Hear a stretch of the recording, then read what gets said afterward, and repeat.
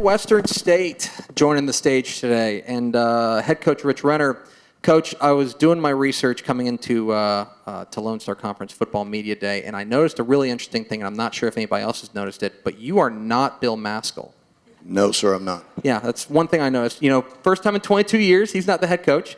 You're his long-time defensive coordinator. How do you balance taking over a program that is steady and things are going well with also putting your own stamp on the program? Well, first of all, I want to thank, obviously, Dr. Haney and obviously Kyle Williams for this opportunity. I want to thank Coach Maskell that for 17 years poured into me. And obviously, when you take over a program like Coach Maskell's, it's like giving keys to the Ferrari and say, don't wreck it. So we got to make sure that I keep things going on the right track. And obviously, the cupboards weren't bare when we took over because obviously recruited a lot of these kids. So it was an easy transition, but obviously, too, it's a lot of work because now your roles change, as you know, going in to be a head coach and from a coordinator position. So now you're responsible not just for the defense side of the ball, but all three phases. Speaking of the gentleman that you helped bring into Midwestern, can you tell us about the gentleman to your left? Yes, sir. First of all, I want to, obviously, fifth-year senior here that we call him mayor of Wichita Falls here, but this is Titus Howard, Jr., and then obviously junior tight end that is a great playmaker and obviously just keeps getting better and better every week, Kelby Hickerson. Titus, I want to start with you. You know, last year it was a grind to 4-6. You know, it was just the second, losing season, not counting the COVID year since 1999. So coming off that, what are the conversations like within the program? What's the energy like coming off of 2023? We know we just left a lot of money out there on the table. You know, if you look at the games that we lost, they weren't blowouts or anything like that. Besides, like maybe one or two, we were close with a lot of teams up there at the top. So, just learning how to finish.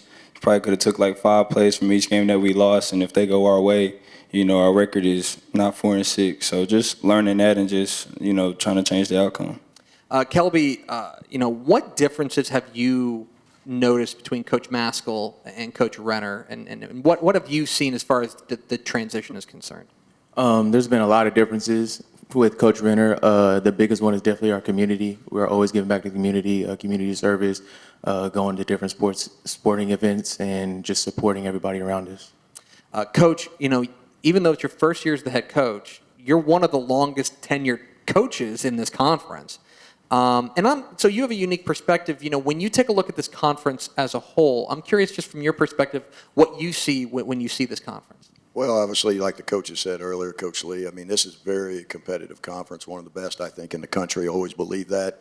There's a lot of great coaches in this conference. Obviously, I've coached with a few in this room, and it's just an honor to be here. It's an honor to be a part of Midwestern State, but also to the Lone Star Conference. And what, Jay's done, for the conference these last 10 years is remarkable, and he just continues to keep building. Titus, the defense was third in the conference last year. You were a big part of that. Now Coach Renner, head coach, Michael Veit, the new defensive coordinator. I'm curious what the differences in that you're seeing now with the new coaching setup. You got new voices in your ear, but kind of the same guys still hanging around too. Yeah. It's really nothing different. It's the same system. Same thing. Some verbiage might have changed, here or there, but the good thing is it's pretty much the same defense. So. Really nothing really big of a change, so which makes it easy for us, so we just got to go out there and just play. From a Spring Lion to an Austin Anderson Trojan, Kelby, I want to ask you about the offense last year, which, up and down at times last year. Heading into 2024, what is y'all's main focus to make sure that this becomes that kind of elite offense that we've seen from Midwestern in the past? Just the little things. Like, we were short on a lot of things last year, but just the focus needs to be there, play after play after play, and not take any plays off. Folks, the Mustangs of Midwestern State